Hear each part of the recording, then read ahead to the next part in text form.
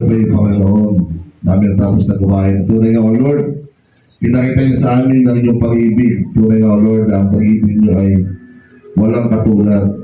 Namin dalangin, O Lord, pag-iman niyo sa bawat sa amin at pag-aliin niyo ang pagmamahalan.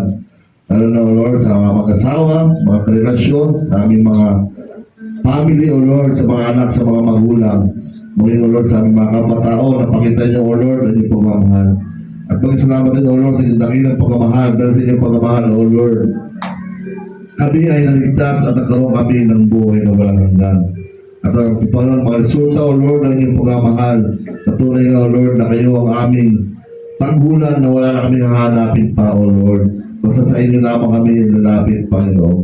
Salamat, O Lord, tunay nga, O Lord, napakadakila ng inyong pag-ibig sa amin. Na itong Panginoon na patuloy na tumimo sa aming puso't isipan ng iyong Panginoon. Nandiyan kayo palagi nagmamahal sa amin at may siya din namin ito, O Lord. Ang pagmamahal na ito sa aming mga pamilya at kapwa-tao, O Lord. At sa oras, O Lord, namin nadalangin, O Lord, aming mga kapatid na may sakit, O Lord.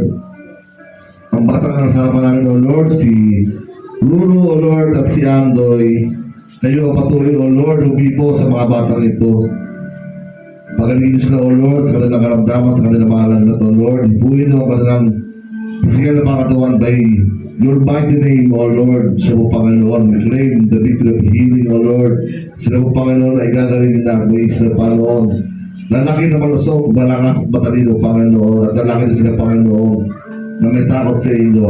Kapalayan din, O Lord, na kanilang mga magulang na subaybayan sila, O Lord. Subaybayan sa kanila na kayo patuloy, O Lord, kumamon sa kanilang mga financial pangailangan at kanilang relationship, O Lord. Maging din, O Lord, kay